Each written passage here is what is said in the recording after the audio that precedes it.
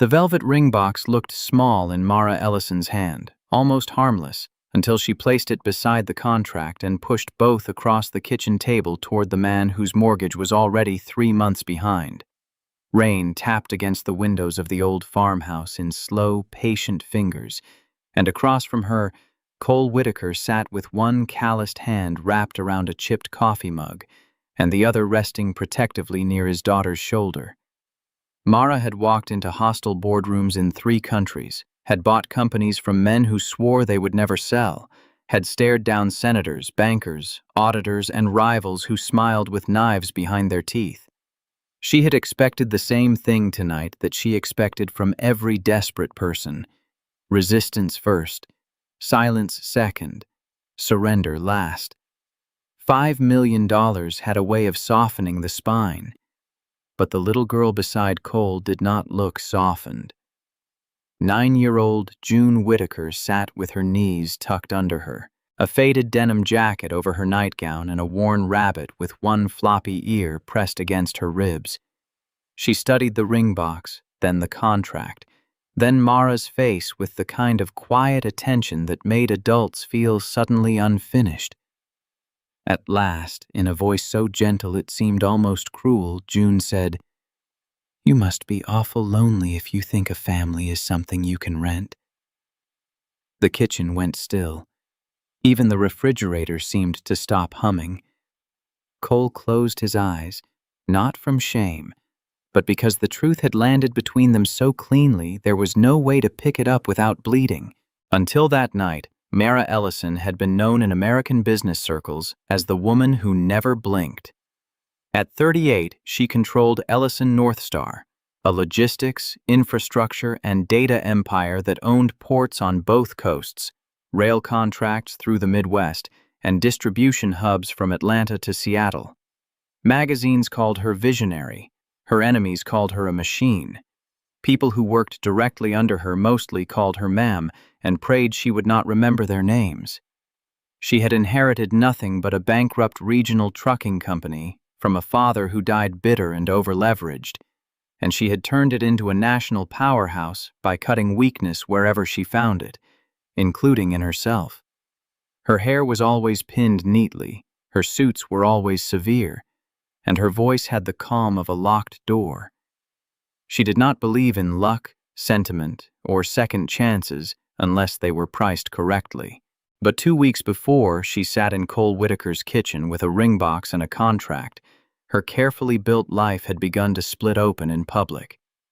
A short video, filmed outside a charity luncheon in Chicago, had shown Mara ordering a senior executive into a black SUV while the woman sobbed and pleaded. The full story was not in the clip.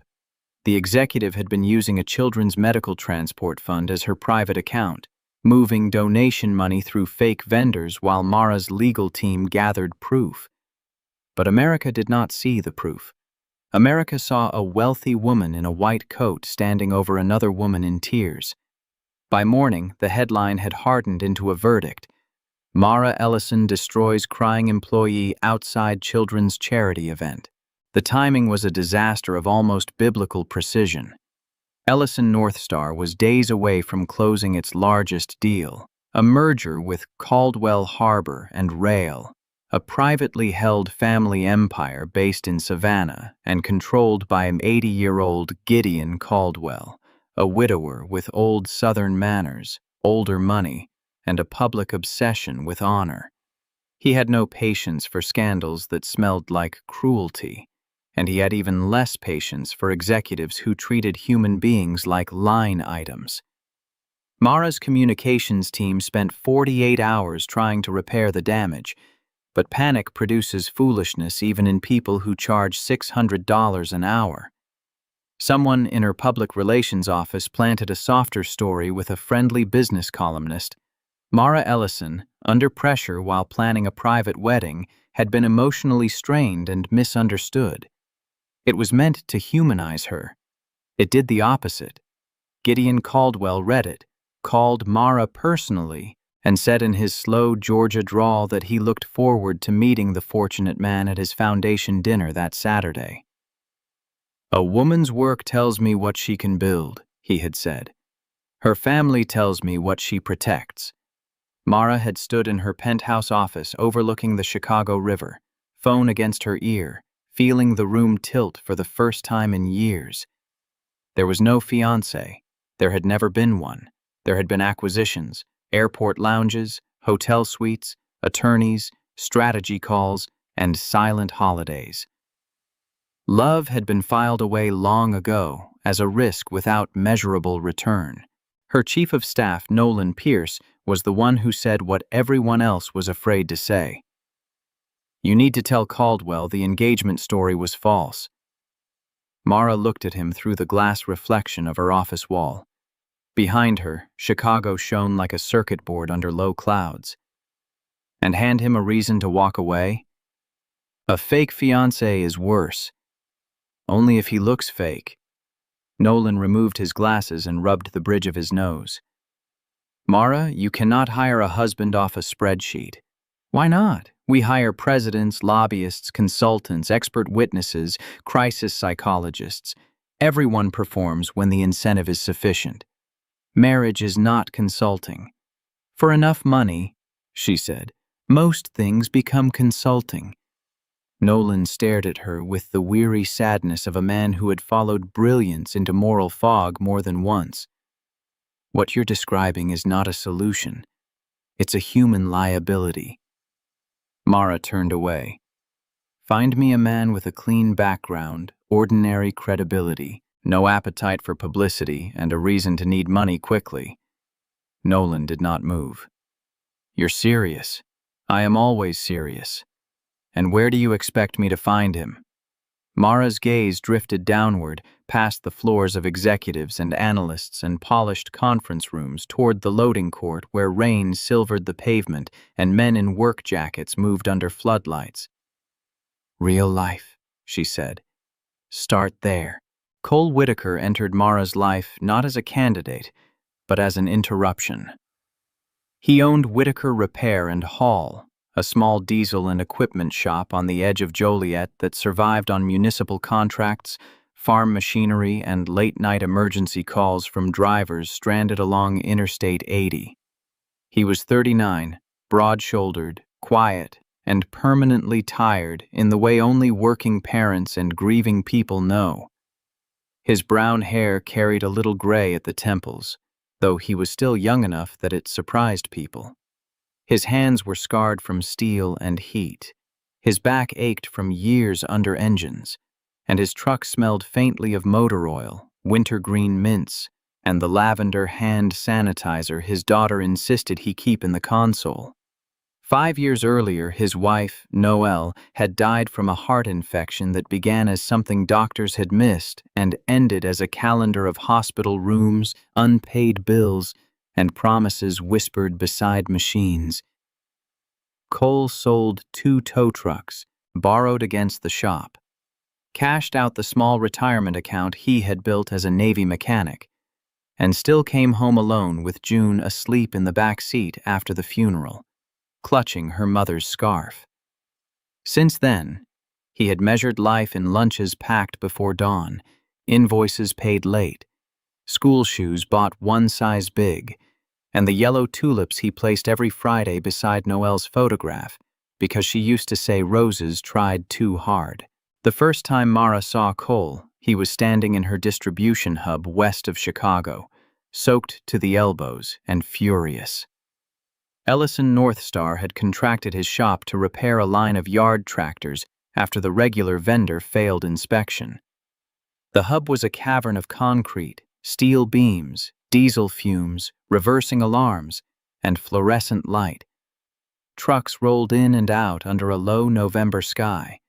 Mara had arrived unannounced, moving through the facility with Nolan and 2 regional directors while reading incident reports on her phone. She was not supposed to be on the maintenance side. There were orange cones, a temporary barrier, and a handwritten sign that said, "Stop.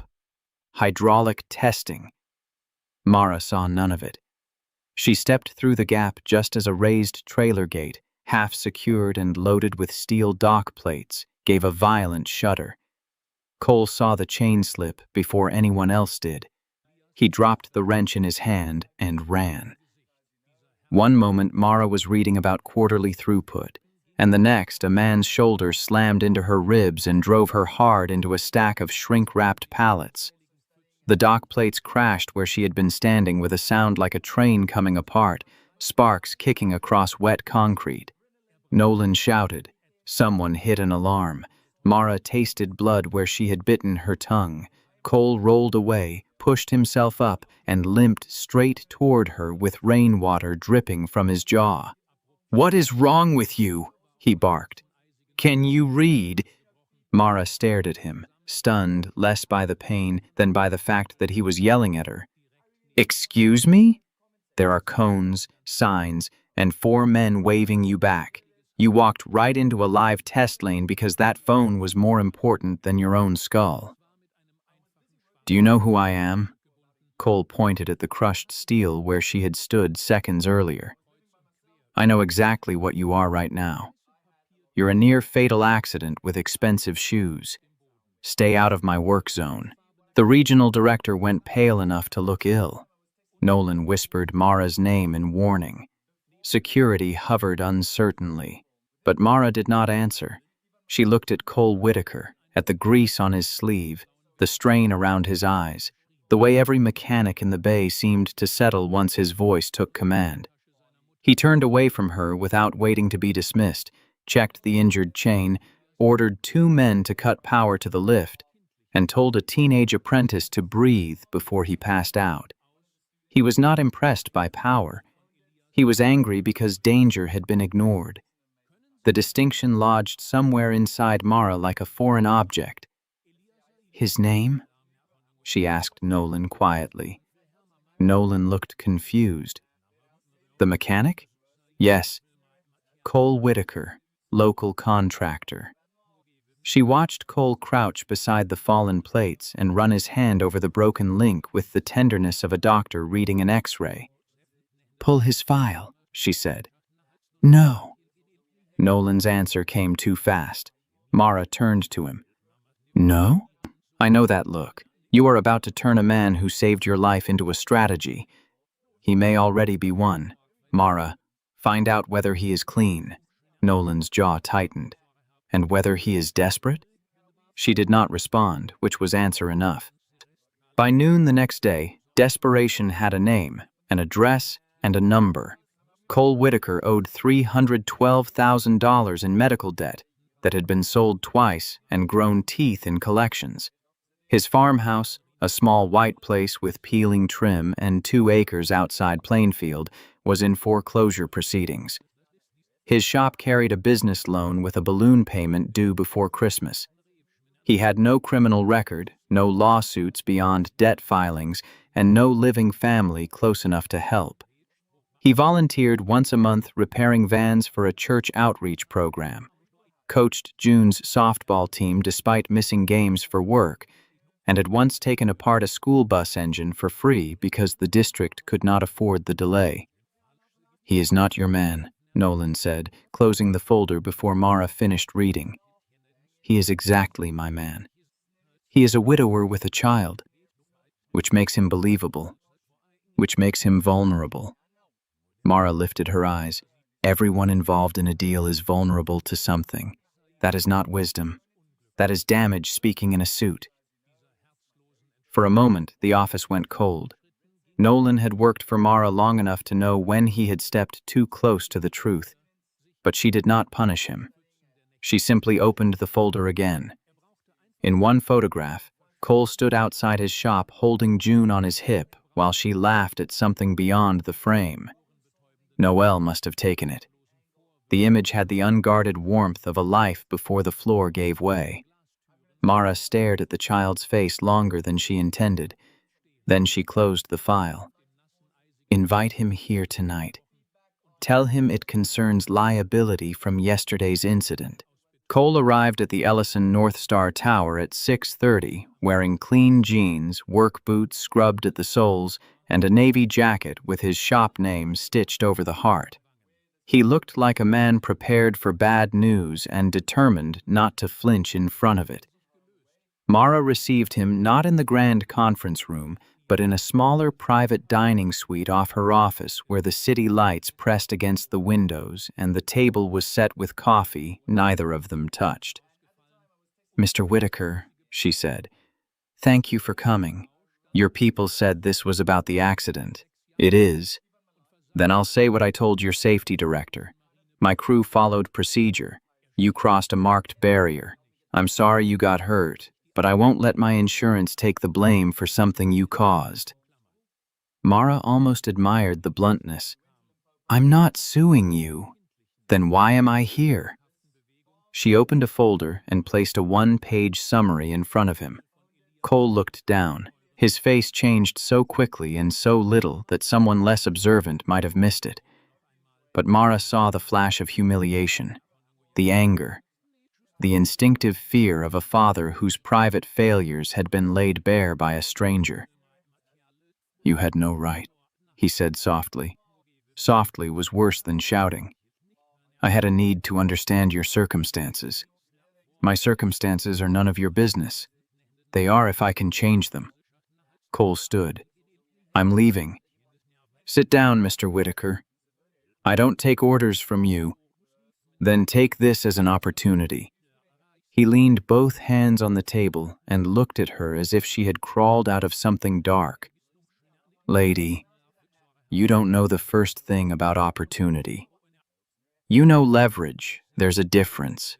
The sentence hit harder than it should have. Mara kept her voice level. "I need a husband in public for 18 months. A fiancé immediately. No romance, no shared bedroom, no claim on your life beyond scheduled appearances and confidentiality. In exchange, I will pay $5 million through a structure that clears your debts, saves your home, stabilizes your business, and funds your daughter's education." Cole stared at her for a long time. Outside the glass, traffic crawled along the river in red and white veins. "You're insane," he said at last.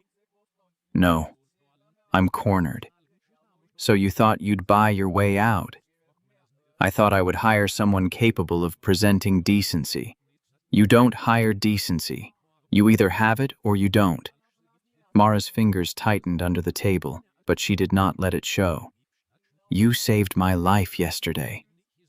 That doesn't mean you get to purchase mine. I am offering you a way to protect your daughter." Cole went still. She had meant the sentence as persuasion, but the instant it left her mouth, she knew she had touched something sacred with dirty hands. "Don't," he said. "Do not use June to make this prettier." Mara adjusted course. "You are free to refuse." "Am I?" He tapped the financial summary with one finger. "You put my foreclosure date on a piece of paper like it's a delivery schedule. You know exactly what refusing costs." "Yes." "At least you're honest about being cruel."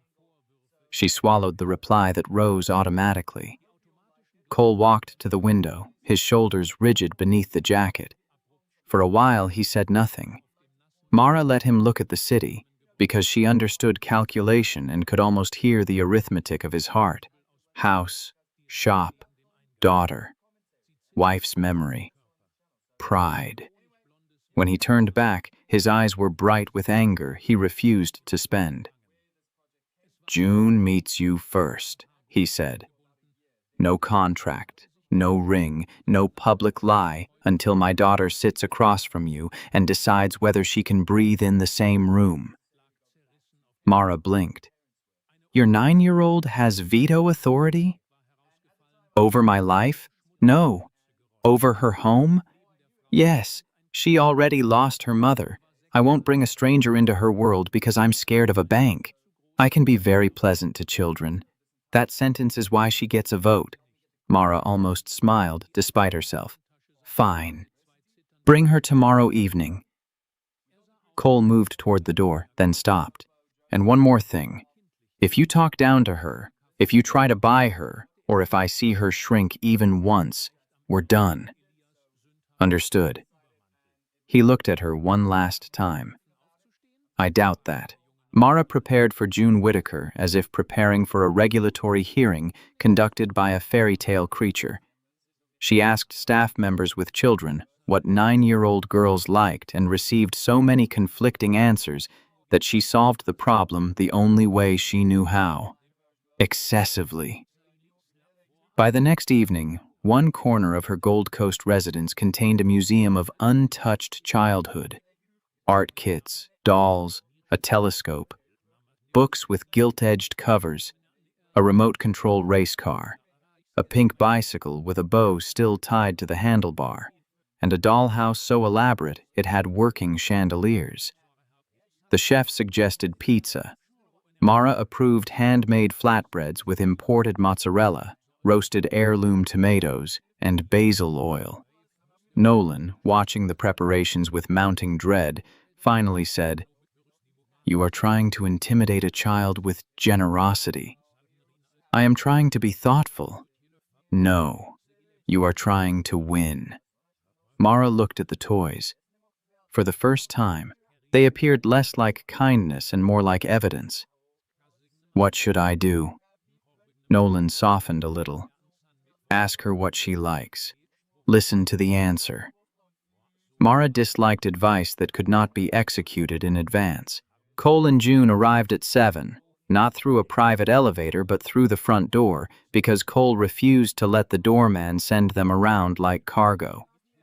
June wore a green sweater dress, scuffed brown boots, and her mother's old blue scarf folded twice around her neck. The stuffed rabbit, whose name turned out to be Mabel, hung from one arm. She had Cole's steady eyes and Noelle's copper-brown curls, though Mara did not know that yet. Cole had shaved, and he wore a gray button-down that had been ironed with care. He looked uncomfortable in the marble foyer, but not diminished by it.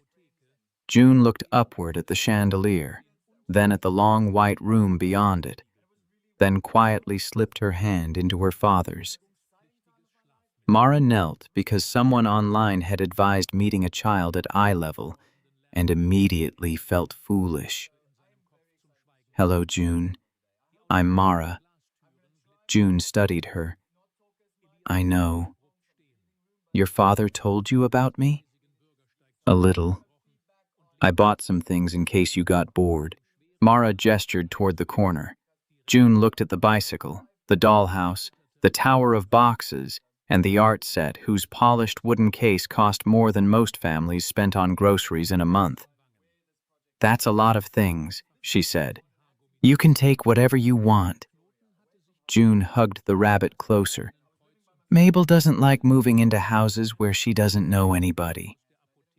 Cole pressed his lips together, not quite a smile. Mara felt the first small crack in her confidence. Dinner confirmed every fear Nolan had implied. The table was too long, the food too delicate, the room too quiet, and Mara's questions were too precise. She asked June what school she attended, what subjects she preferred, whether she had considered advanced math programs, whether she played an instrument, whether she enjoyed travel. June answered politely, each response small and complete, while Cole watched Mara with the expression of a man observing someone try to fix an engine with a butter knife. At last, when the chef placed a small square of chocolate cake with raspberry dust in front of June, the girl looked at it and whispered, "It's pretty." Mara seized the opening. "Do you like chocolate?" "Yes." "Good. I'll have them pack the rest for you." "My dad makes box brownies on snow days," June said. "They get burned on the edges because our oven is crooked. Those are my favorite." Mara had no useful response to crooked oven brownies. She nodded as if June had shared a complex market insight. After dessert, she decided to move forward before the evening deteriorated into more evidence of her incompetence. She placed the contract on the table, then the velvet box. Cole's jaw tightened. June noticed. Children who have known hospital rooms and collection calls learn adult weather early. "This is what your father and I discussed," Mara said carefully. "It is an agreement. He would help me through a difficult business situation, and I would help your family with financial matters." Cole's voice was low. "Mara." She ignored the warning. mistaking it for discomfort rather than mercy. No one would be hurt. Your home would be safe. Your father's shop would be safe. You could stay in your school. College would be taken care of. He would not have to work so late. He could be with you more. June's eyes moved from Mara to Cole. But he would have to pretend to love you? The question was so direct that Mara felt heat rise under her collar. Not love. Support me publicly. Like acting? In a sense. But people would think it was real. Yes. June looked down at the ring box. And that ring is for lying? Cole inhaled sharply. Mara opened her mouth, then closed it. The girl reached across the table and touched the velvet with one finger, not admiring it, simply confirming it was there. My mom's wedding ring was thin, she said. It had a little dent from when she shut it in the truck door. She never fixed it because she said the dent was part of the story. Cole looked away. His throat worked once, hard. June continued, not dramatically, not cruelly, just with a devastating, childlike steadiness. When Daddy talks about her, he doesn't use fancy words. He just gets quiet. Sometimes he stands in the laundry room holding one of her old sweaters like he forgot why he went in there. That's love. It doesn't look rich. Mara couldn't move. The city glowed behind the windows. The chandelier hummed faintly above them. June lifted her gaze. You have all this, she said, glancing around the immaculate room.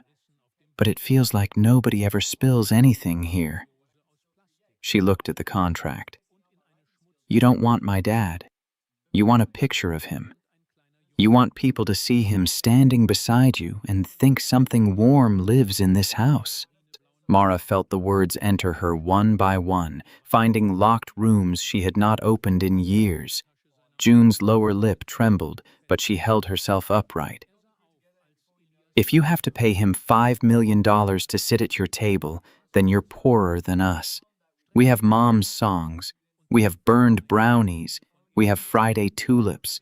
We have Mabel, even if her ear is weird. You have a ring for lying. She pushed the velvet box back toward Mara with two small fingers. You can keep it. My daddy is tired, but he isn't empty. No one spoke. Cole reached for his daughter, but June had one more sentence left, and somehow everyone in the room knew it. She turned to Mara with tears shining in her eyes. Maybe you don't need a husband. Maybe you need someone to tell you that you can stop buying things and just be sad. The silence after that was not the polished silence Mara preferred in executive rooms. It was alive. It pressed against her throat. She had been insulted by experts, mocked by rivals, profiled by journalists, and dissected by television hosts. None of it had touched her because none of it had been intimate.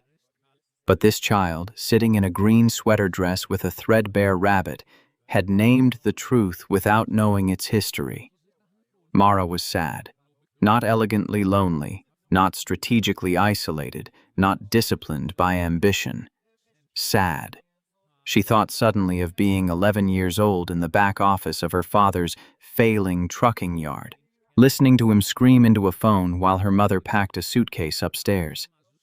She thought of the day her mother left and the way her father told her, "Need nothing from anyone and no one can bankrupt you." She had made a religion of that sentence. She had built a company on it. She had cut tenderness out of her life as if it were rot. And now a little girl had looked around her palace and noticed there was nowhere to spill anything. Cole stood slowly. His chair scraped against the floor. "We're going home," he said. His voice was not angry. It was worse. It was finished. June slid from the chair and went to him immediately.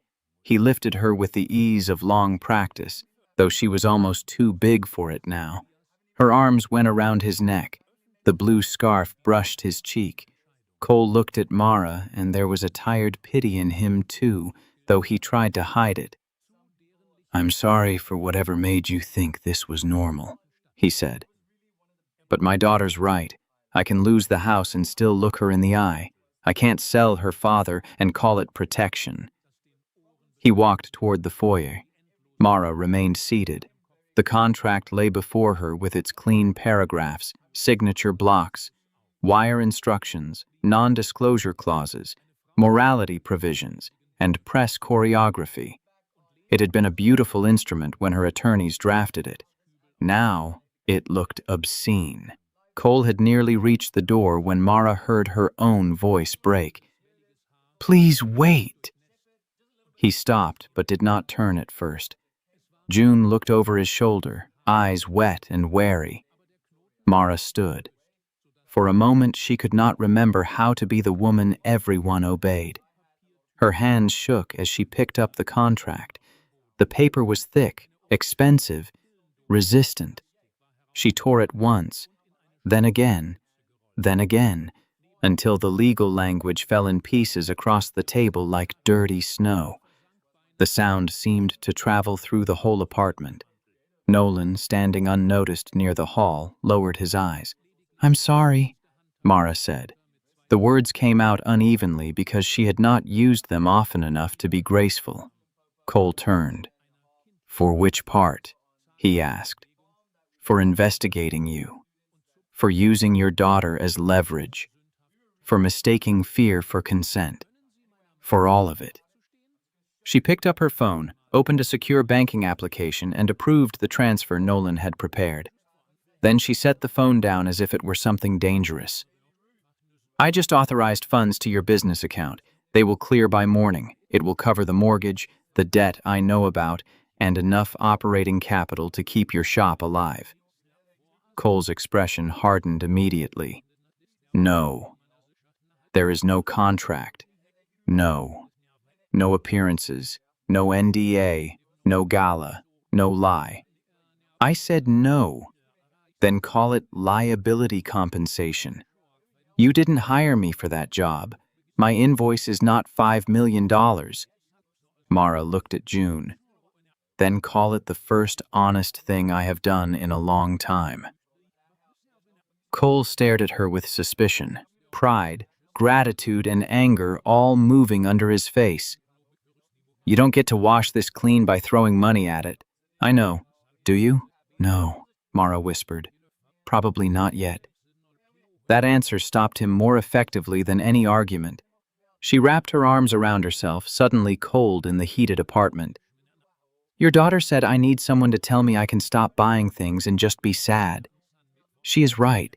I don't know how to do that. I don't know how to be in a room without controlling the exits. I don't know how to ask for help without making it a transaction.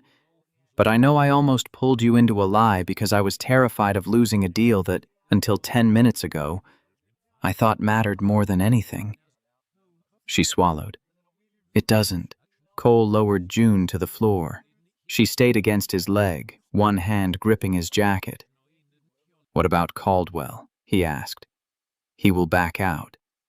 And your company? Will survive. Bruised, humiliated, investigated by every analyst who enjoys blood in the water but alive." "And you?" Mara almost laughed. It came out as a breath.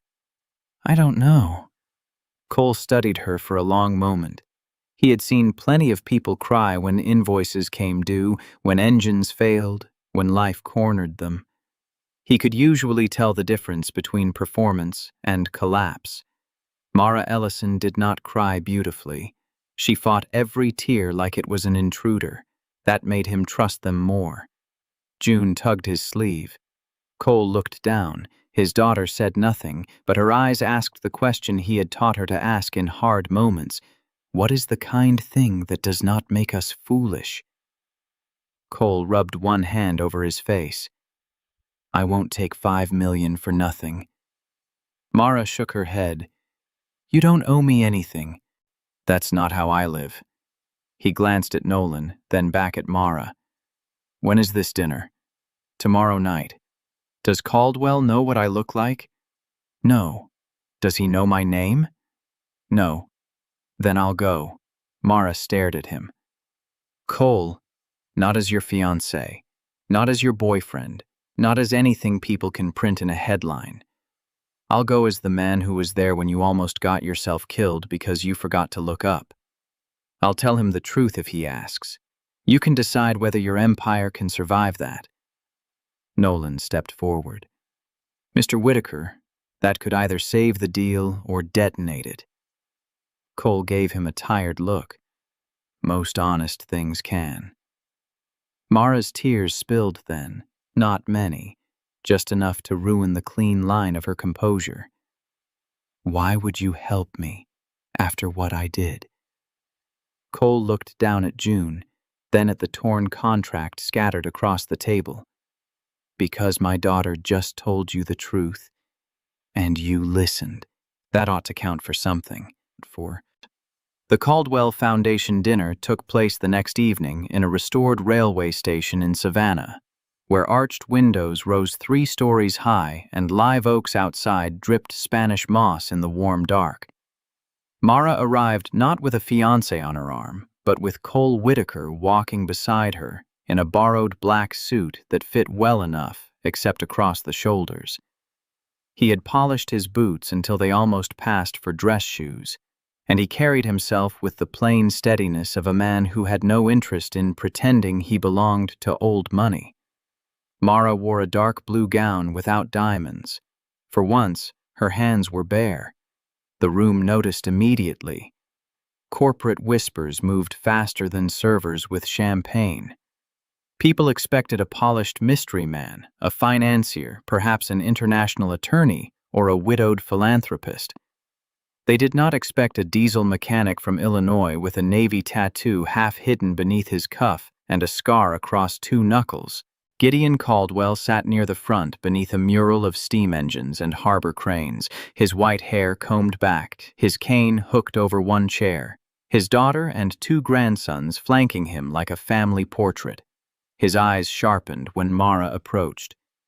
"Miss Ellison," he said, rising with effort, "I have been looking forward to this." Mara's heartbeat felt strangely loud. "Mr. Caldwell, thank you for receiving me." His gaze moved to Cole. "And this gentleman?" Mara drew a breath. The lie waited at the edge of her tongue, well-dressed and useful. She let it die there. "This is Cole Whitaker. He is not my fiancé." The table fell silent. Someone behind her actually stopped chewing. Gideon's brows lifted. "Is that so?" "Yes."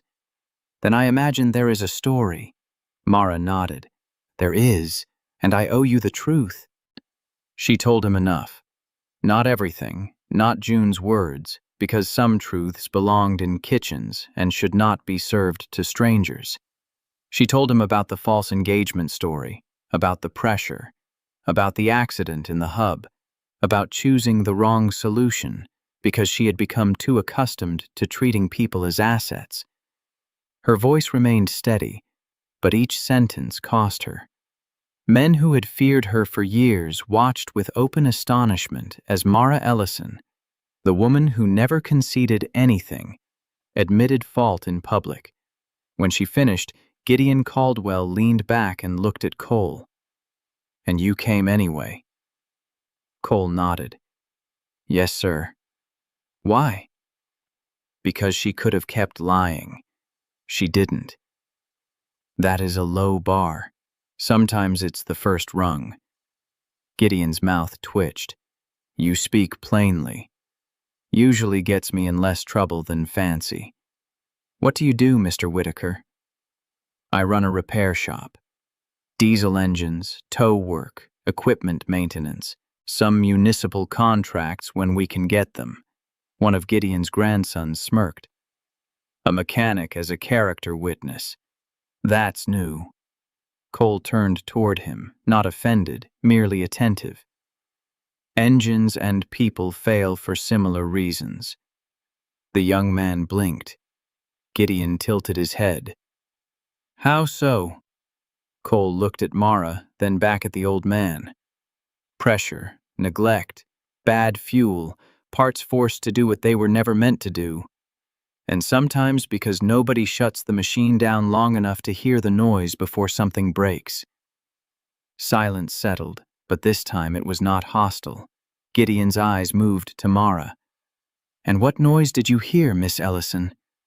Mara's throat tightened. "That I had built a company people respected, and a life no one could enter." The old man nodded slowly, not kindly yet, but not coldly either. "My wife used to say a locked house keeps out thieves and guests alike." Dinner continued under a different weather. The merger was no longer a ceremony awaiting signatures. It became a trial without lawyers. Gideon asked Mara hard questions, not about margins or asset integration, but about worker safety, pension obligations, community commitments, the Medical Transport Foundation, and whether she knew the names of any drivers who had died moving freight under contracts her company profited from. A week earlier, Mara might have answered with prepared figures. That night, she answered when she knew and admitted when she did not. Cole said little unless asked. When Gideon questioned whether Ellison North Star would preserve Caldwell's employee relief fund, Mara began to give a formal assurance, then stopped. "Mr. Caldwell, my assurances are not enough. Put it in the merger documents with enforcement rights and independent oversight." Nolan, standing behind her, nearly dropped his pen. Gideon noticed. "That will cost you." "Yes. You offer it freely." Mara looked toward Cole. He was not smiling, not approving like a patron. He was simply present, steady as a porch light. "Freely," she said. Gideon sat back, fingers resting on the head of his cane. "I expected either denial or performance from you tonight. Instead, you brought me a mechanic and a confession. I understand if that ends our negotiations." "Maybe," Gideon said. "Or maybe it begins honest ones." By the time the dessert plates were cleared, the deal was not saved exactly. It was transformed. The signing would be delayed. The terms would be stricter. Mara would have to accept oversight she would once have considered insulting, but Gideon did not walk away. As he shook her hand beneath the old railway clock, he said, "Power without witnesses rots. Keep people near you who are not impressed." His gaze shifted to Cole. "Starting with him, if he will tolerate you." Cole gave a small shrug. "I have a 9-year-old. I'm used to difficult management." They flew back to Chicago late that night on Mara's jet, though Cole spent the first 10 minutes visibly uncomfortable with the cream leather seats and the quiet flight attendant who seemed to anticipate hunger before anyone mentioned it. Mara sat across from him with her shoes off for the first time he had ever seen, her hair loosened from its pins, her face pale with exhaustion. Clouds moved beneath them like moonlit fields. For a long while neither spoke. Then Mara said, "The transfer will still clear." Cole looked out the window. "I figured you'd bring that up." "I meant what I said." "So did I." "Your home is in foreclosure." "I know where my home is. Your debt is not a moral test."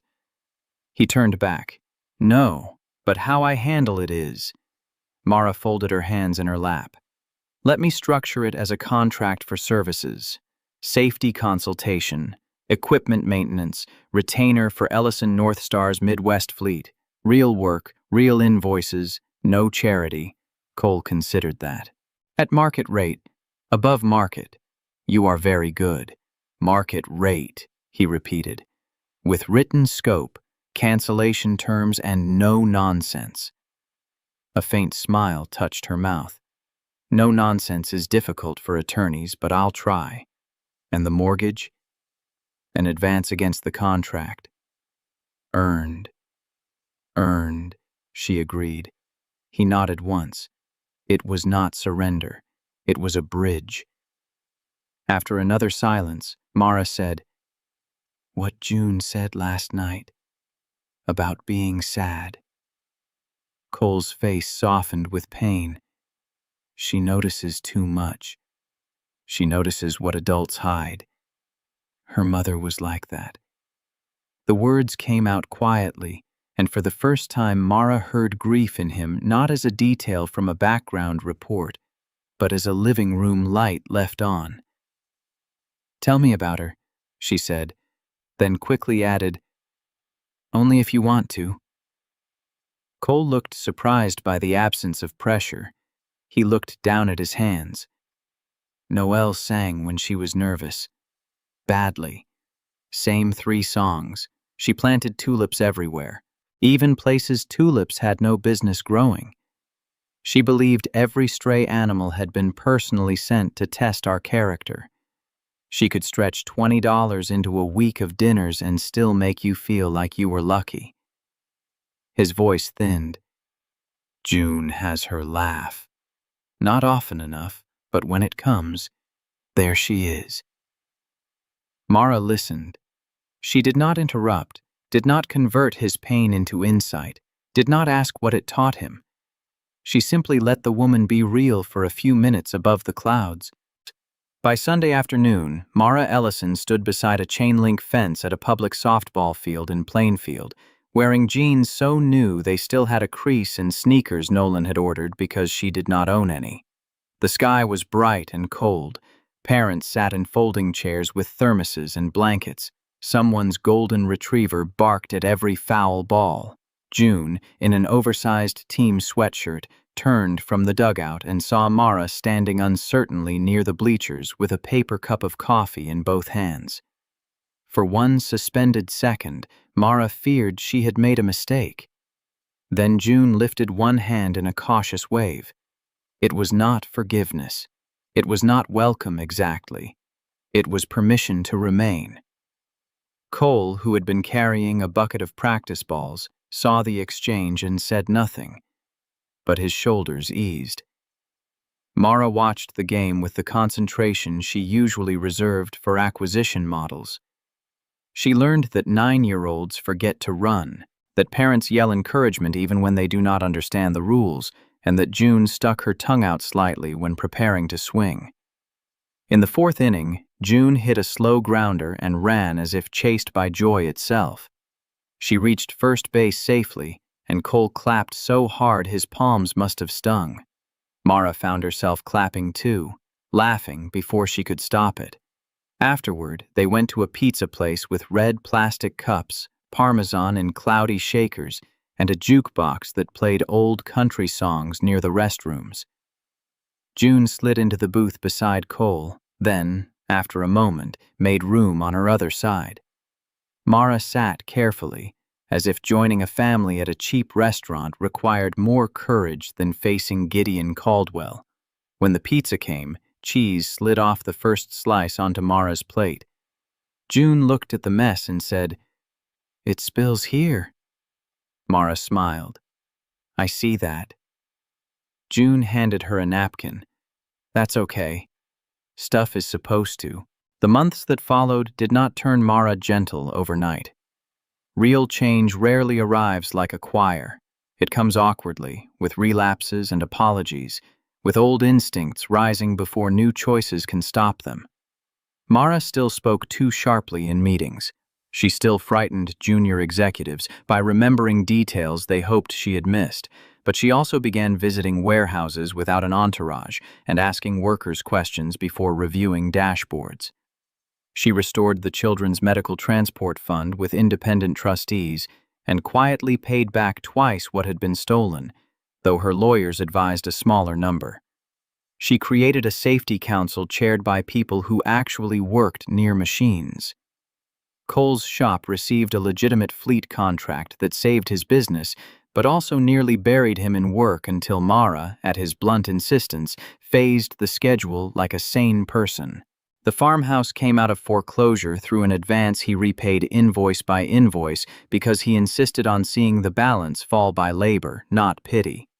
Mara came by some evenings with paperwork and left with dirt on her shoes. June did not trust her quickly, which Mara came to understand as a gift. Trust that had to be earned could not be confused with purchase. Sometimes June asked hard questions while doing homework at the kitchen table. "Do you still fire people when you're mad?" "I try not to make decisions while angry." "That's not what I asked." "Sometimes I still want to. I'm learning not to." June would nod, accepting effort but not excuses, Cole would hide a smile behind his coffee. In March, Mara visited the farmhouse on a Friday and found Cole in the side yard kneeling beside a patch of green shoots barely breaking through the thawing ground. The air smelled of mud, wood smoke, and the first uncertain promise of spring. He was cleaning old leaves away from the tulips with careful fingers. June was at a neighbor's house working on a school project, and for once, the yard was quiet. Mara stood near the fence, unsure whether to interrupt. Cole looked up. "You can come closer. They don't bite." "These are Noel's?" "Some of them. I add a few every year." Mara knelt beside him, not caring that the damp soil marked her coat. The shoots were small, almost nothing, but Cole handled them as if they were returning letters. "June said yellow was her favorite." "She said yellow looked like sunlight trying its best." Mara smiled softly. "That sounds like someone I wish I had known." Cole looked at her then, and something passed between them that had no contract, no audience, no strategic use. "She would have made you nervous," he said. "I make everyone nervous." "No, she would have made you honest sooner." Mara accepted that. The wind moved through the bare branches. From somewhere down the road came the sound of a dog barking and a truck changing gears. "I used to think grief was something people got over," Mara said. "Like a restructuring." Cole gave a quiet laugh. "That sounds like you. I know better now." "What do you think it is?" She looked at the tulips. "Something you make room for so it doesn't have to break down the door." Cole's expression changed, not dramatically, but enough. He reached over and handed her a small bulb from a paper sack. "Then make room." Mara took it. The bulb was rough, ordinary, unimpressive. She dug a place for it with her bare fingers while Cole showed her how deep it needed to go. By summer, the business press had invented a dozen theories about Mara Ellison's transformation. Some said she was preparing for politics. Some said the Caldwell negotiations had humbled her. Some claimed she had suffered a secret illness, because in their world, a woman did not soften unless mortality threatened her. No one guessed that the most powerful woman in American logistics spent certain Sunday afternoons sitting on Cole Whitaker's porch, drinking lemonade too sweet for her taste, while June read aloud from library books and corrected Mara's pronunciation of made-up fantasy kingdoms. The Caldwell merger eventually closed under terms that gave employees more protection than analysts liked, and communities more investment than shareholders expected.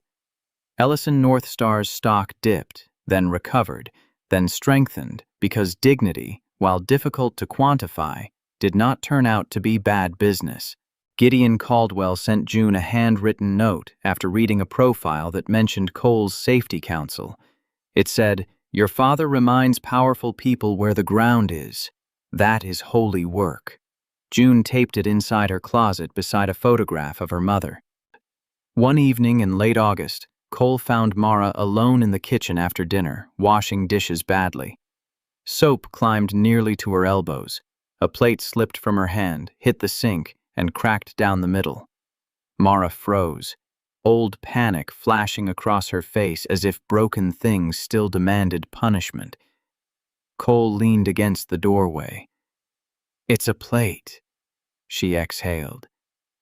"I know." "Do you?" She looked at the crack and began to laugh, then cry, then laugh again. June appeared behind Cole, assessed the situation, and said, "Stuff spills, plates break, we have glue." Mara pressed a wet hand to her mouth, overcome by the simplicity of mercy. Cole took the broken plate from the sink, set it on a towel, and reached for the glue in the junk drawer. He did not throw it away. He did not pretend it was unbroken. He repaired it carefully while Mara and June watched. The crack remained visible, a thin white line through blue ceramic. June ran her finger near it once the glue dried and declared, "Now it has a story." Cole looked at Mara over the plate, and she understood then that love was not the absence of damage. It was the refusal to treat damage as the end of worth. No one proposed that year. There was no dramatic announcement, no gala revelation, no diamond box waiting under candlelight. Mara would later think that the first real proposal had not been a question at all, but a series of small permissions. June making room in the pizza booth, Cole handing her a tulip bulb, Mara leaving her phone in the truck during softball games, the three of them standing together at Noelle's grave on a mild October morning while yellow leaves moved across the grass. Mara brought no expensive arrangement that day. She brought tulips from the yard, cut unevenly by June and tied with kitchen twine. Cole stood with his hands in his jacket pockets, quiet for a long time. Then he said, "Noelle, this is Mara. She's difficult." Mara choked on a laugh through tears. June added, "But she's learning." Cole's eyes stayed on the stone. "She didn't replace you. Nobody could. She just found some room with us." The wind shifted. Somewhere nearby, church bells rang the hour. Mara felt no triumph, no claim, no victory over a ghost. She felt only gratitude to be standing among the living, without trying to own what had come before her. A year after the night Mara pushed a contract across a table and June Whitaker called her poor, a small gathering took place in the farmhouse yard under strings of warm lights. There were no reporters, though 3 business magazines would have paid handsomely to be there. Nolan came, wearing linen and pretending not to cry. Gideon Caldwell sent flowers and a note that made Cole shake his head. Mechanics from the shop stood beside executives from Ellison North Star, both groups equally awkward until June organized a horseshoe tournament and declared the warehouse managers overconfident. Mara wore a simple cream dress. Cole wore a navy suit June said made him look less greasy but still like himself. They exchanged vows beneath the maple tree Noelle had planted when June was born. Cole did not promise to forget sorrow. Mara did not promise to become easy. He promised truth, patience, and the kind of love that stayed through ordinary weather. She promised to listen before fixing, to apologize without negotiation, and to keep room in their home for every story that had made them. When it was June's turn, she stepped forward with Mabel the rabbit tucked under one arm and handed Mara a thin gold band with a small dent in it. Noelle's ring. Cole's breath caught. Mara shook her head, tears spilling freely. "June, I can't take that." June smiled, sad and brave and older than she should have had to be. "You're not taking it. You're carrying it with us." Mara looked at Cole. He nodded once, eyes bright. The ring slid onto a chain, not her finger, and rested over her heart. Later, after the cake had been cut and the guests had drifted into pockets of laughter under the lights, Mara stood at the edge of the yard watching Cole dance with June in the grass. His steps were terrible. June's were worse. They laughed anyway, and the sound moved through the warm night like something finally unlocked. Nolan came to stand beside Mara. $5 million was a terrible opening offer, he said. Mara smiled without looking away from them. It was all I understood. And now? Cole spun June clumsily, and she nearly fell into the tulips, shrieking with delight. Mara touched the dented ring resting against her chest. Now I understand that the most valuable things refuse to be bought. They have to be tended. Across the yard, Cole looked up and found her watching. He held out his hand. Mara went to him, not as a woman acquiring a family, not as a billionaire repairing her image, not as a strategist closing the most important deal of her life, but as someone who had been poor in every way that mattered and had finally been invited inside a warm, imperfect, spill-friendly room. June squeezed between them, because she said every proper dance needed a middle, and the three of them swayed under the maple tree while the porch light shone on cracked plates, muddy shoes, melting ice cream, and a kitchen table that had once held a contract for a lie, but now held flowers, bills, homework, and all the ordinary evidence of a life no money could buy. This story reminds us that the most valuable things in life can never be bought, forced, or performed for the world to admire. Mara had money, power, and a life filled with expensive silence, but she was still poorer than Cole and June in the places that mattered most. A little girl with a worn stuffed rabbit saw what adults often ignore. Love is not a contract, family is not an image, and kindness is not weakness. Sometimes the truth that saves us does not come from someone powerful, but from someone honest enough to look into our emptiness and name it. Cole teaches us that dignity is worth protecting, even when life is crushing us. And June teaches us that grief, love, and memory are not things to replace. They are things to carry with care. Real healing begins when we stop trying to control everything and finally allow ourselves to be human. Broken, sorry, learning, and still worthy of love. Maybe the greatest lesson is this. A beautiful life is not built by wealth, but by truth, forgiveness, and the courage to make room for others. If this story touched your heart, share your thoughts in the comments. And don't forget to subscribe for more emotional stories that remind us what truly matters.